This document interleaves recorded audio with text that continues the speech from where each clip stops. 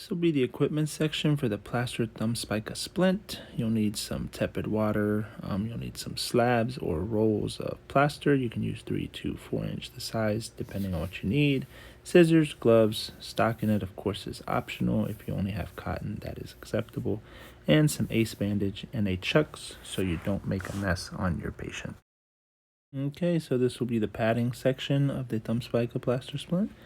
I already have the patient set up and I placed my chucks pad down. I have them on a bump. You can also have their arm like that on a table or on the side of a wheelchair. If there's no other way, you can do it the side of a wheelchair. I'm cutting that CMC area so I can slide that stocking over, and I'm cutting some of the excess stocking off because I don't want to have to trim that off later. I always pull that down after so it sits better into that web space. My cameraman wanted to get the full 360 view. Now I'm going to cut this 1 inch stockinette up a little bit so it slides nice and neatly to cover up all that area. You can also tuck that inside if you wanted to make it even more aesthetically pleasing. That is another option that is available. You now have the choice of starting the cotton at either the wrist, which is where I'll start initially just to show, and then move on up. I go through the web space and then start hitting for the thumb. Or if you don't want to do that, you can also start at the thumb, which is what I normally prefer. Do your 3 there or 2 because there is no end point at the thumb. It just ends, but remember we're doing it past the tip so that way they can't bump their thumb, so that the thumb's there's not gonna be soft tissue hitting that rigid part, so you don't need to do 3 layers up there. But the bottom and all the way down requires that 50-50, so no shadows. And then 3 layers at the bottom, so you have plenty of padding for them not to have skin issues from the plaster if it does hit. I did miss a part, so I put a tad bit more cotton there to cover up that space. And that's it for padding. Okay, so we're moving into the plaster component of this thumb spica plaster splint. We have the joint. The CMC is what you're bringing in to get that cup position. If this was a hitchhiker or some other issue going on with a tendon, of course your doctor, whoever ordered it, would have made you put it into a bent back position. But for this cup position, we're past the tip.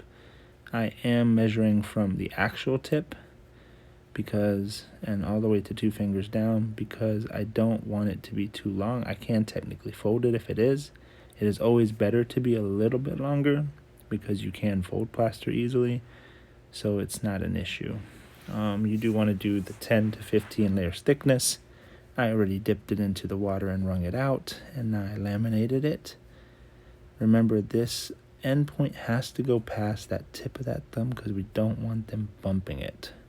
And you don't want connecting in that internal part because this is not a cast. If you have to fold it back because you got too wide of plaster like I did, just fold it back. Same thing at the bottom. It was a little long past the 2 fingers, just fold it back. Plaster is very easy to work with.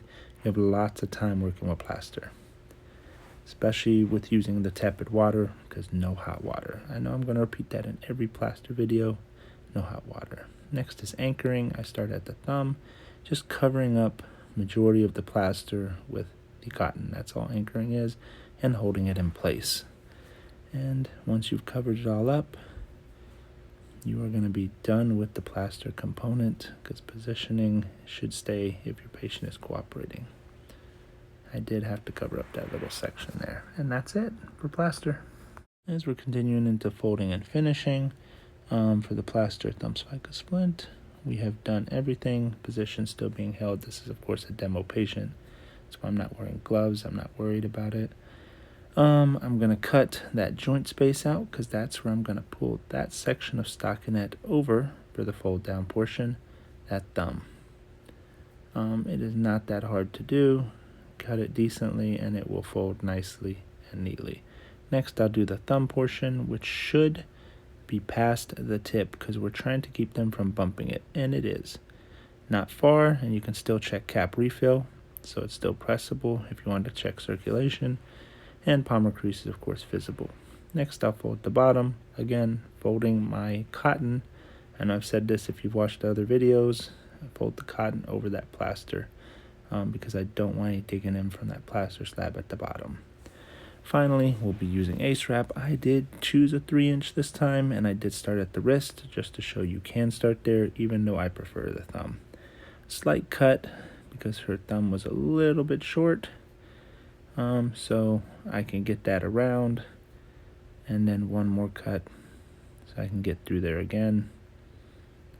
This is because I wasn't able to turn it enough, and then I will come about to keep anchoring all of this stockinette down and the splint down. One more through the web space, and then when you come around back, he didn't get it, but I'm tacking down those pieces. Technically, you could tape those down too, but I just prefer tacking it with the ACE wrap. If the patient's a compliant patient, it should stay there. Of course, not every patient's compliant. As you see, the cup position's being held, and that is pretty much it for the splint. You would have to hold this, of course, and mold it down for about 10 to 15 minutes for it to fully set. And then you would, of course, be done with the splint. We will get a better view here of the entire splint. Just showing the knuckles are out, the palmar crease is visible, and the splint itself is passed, so they can't bump it. That is super important if you're doing a past the tip thumb spica, which is called also a full thumb spica. And that's it. Our patient is happy and on the way out of demoing, and we are finished. Till next splint.